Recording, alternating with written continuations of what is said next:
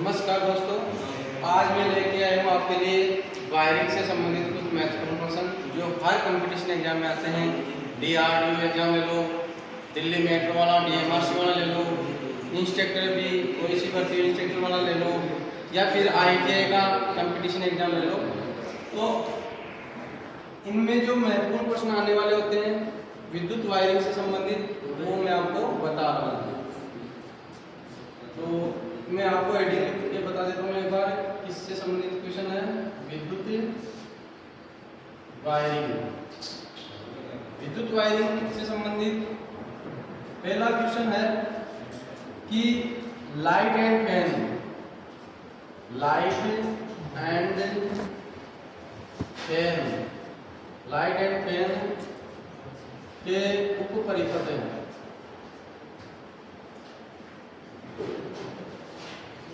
परिपथ में कितने उपभोग बिंदु होते हैं?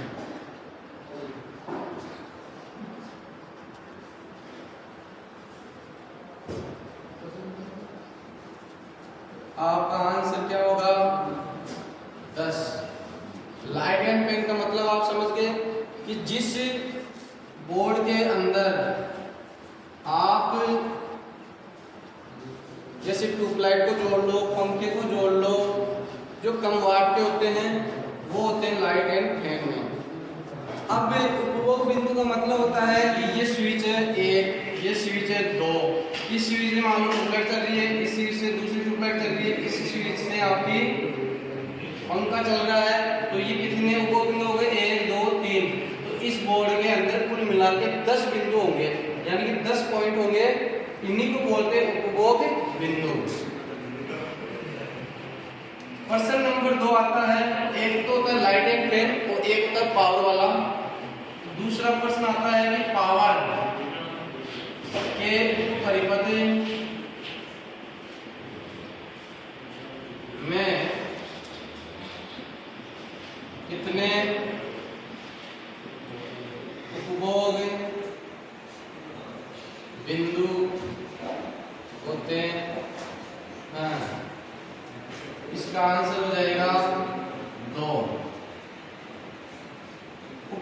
पावर वाले जो ऊपर पर परिपथ होता है उसके अंदर जो ये अपना बोर्ड होता है, एक तो होता है इसमें स्विच और एक होता है इसमें सॉकेट है। तो 2 ये हो गए अपने 2 बिंदु। तो ये पावर का होता है। अब पावर के अंदर क्या क्या चीज आती है? जैसे मान लो आपका गीजर हो गया, हीटर हो गया, फ्रिज हो गया, ठीक है, AC हो गया आदि। तो ये सब के सब क्या है? अधिक वाटेज के हैं, यानी कि इनका वाट लोड ज्यादा है। तो इनके अंदर हम 2 उपभोग बिंदु ही लगा सकते हैं। प्रश्न नंबर 3 जो आता है, जो लाइट एंड फैन होता है परिपथ, जो लाइट एंड फैन उप परिपथ होता है उसके अंदर कितना अधिकतम लोड होता है? कितना अधिकतम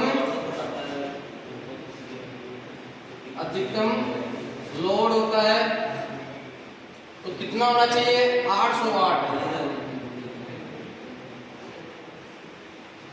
प्रश्न आपका आएगा कि लाइट एंड फैन में अधिकतम लोड कितना होता है परिपथ में? तो 800 वाट। इसी तरह से पावर के लिए कि पावर के उप परिपथ में कितना अधिकतम लोड होता है?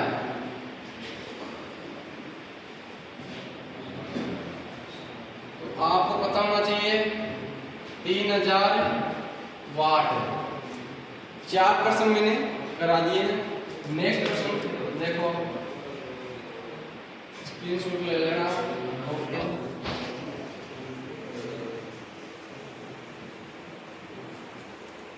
नेक्स्ट प्रश्न है तीसरा कि अपने जो विद्युत पोल होते हैं, विद्युत पोल जिसको कहते हैं अपन खंबे, अपने घरों के आसपास में खंबे लगे होते हैं सीमेंट के। तो विद्युत पोल खंबे 2 पोलों के बीच, 2 पोलों के बीच कितनी दूरी होती है? कितनी होती है। तो आपको पता होना चाहिए कितनी दूरी होती है दो पोलों के बीच में। अगर आपको मीटर में पूछ ले तो 67 मीटर इसका आंसर होगा। और अगर फुट में पूछ ले 220 फुट इसका आंसर होगा। नेक्स्ट क्वेश्चन, अर्थिंग और न्यूट्रल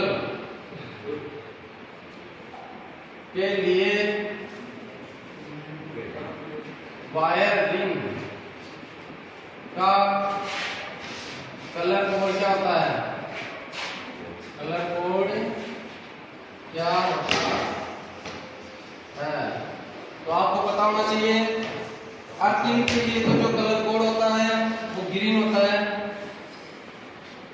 ग्रीन हरा। और न्यूट्रल के लिए होता है ब्लैक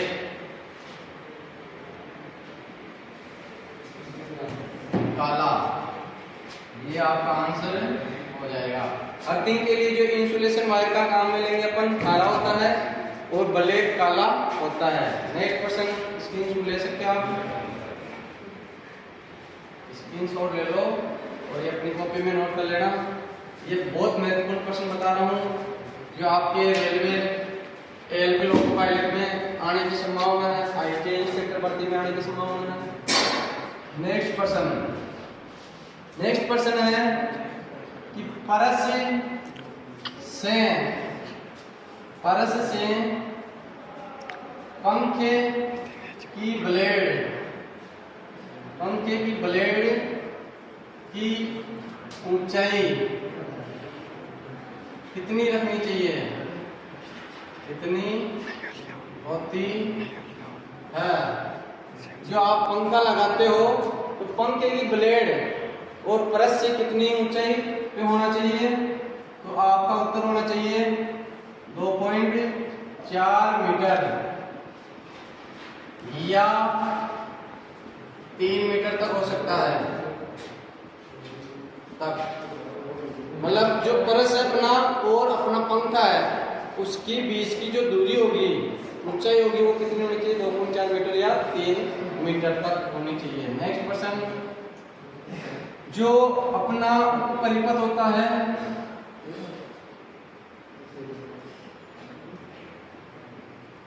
उपपरिपथ होता है, वह उपपरिपथ की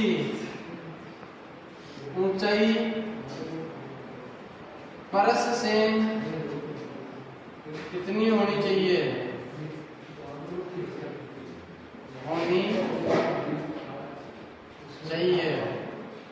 तो इसका उत्तर होगा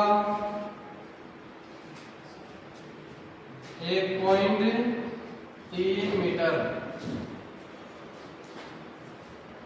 जो आपका अभी मैंने बताया था ना, ये जो बोर्ड होता है आपका, इसके अंदर अपने लगे होते हैं सॉकेट हो गए, स्विच हो गए, तो उसकी उप परिपथ की जो ऊंचाई होती है वो है 1.3 मीटर रखी जाती है। स्क्रीनशॉट ले सकते हो आप। नेक्स्ट क्वेश्चन देखो,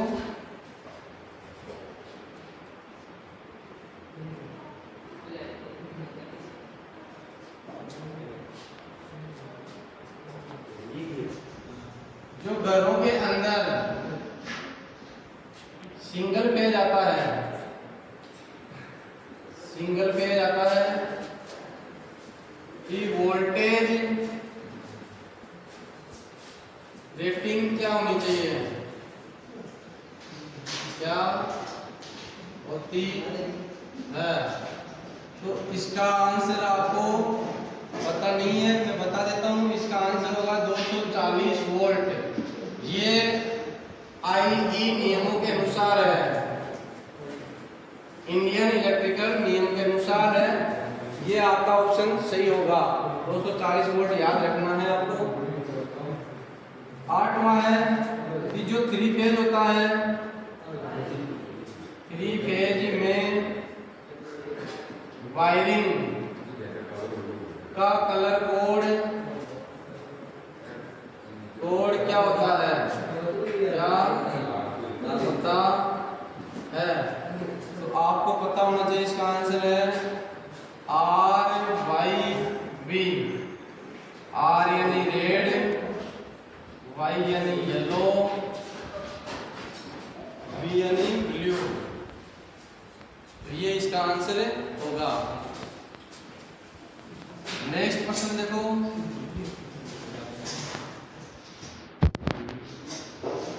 नेक्स्ट क्वेश्चन है आपका 9वां। नेक्स्ट क्वेश्चन है कि आप यदि जो अपना हो गए, पंखे हो गए,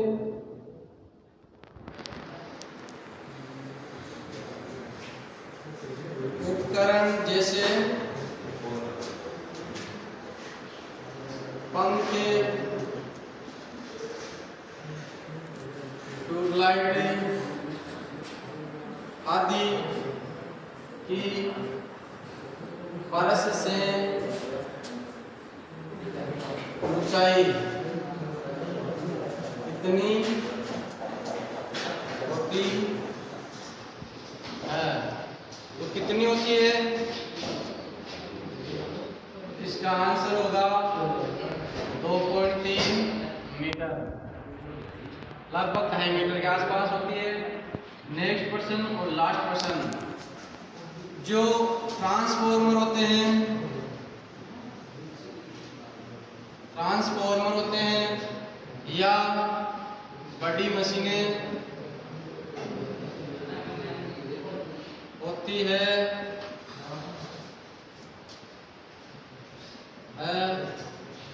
उनकी अर्थिंग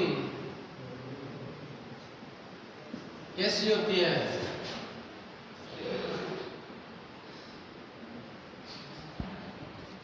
इसका आंसर हो जाएगा, दोहरी अर्थिंग बोलते हैं इसको, दोहरी अर्थिंग। दोहरी अर्थिंग का मतलब हो गया डबल अर्थिंग। डबल अर्थिंग इसलिए करते हैं क्योंकि ये ट्रांसफॉर्मर हो गया, मशीन हो गई, इनके अंदर अधिक वोल्टेज का मान होता है।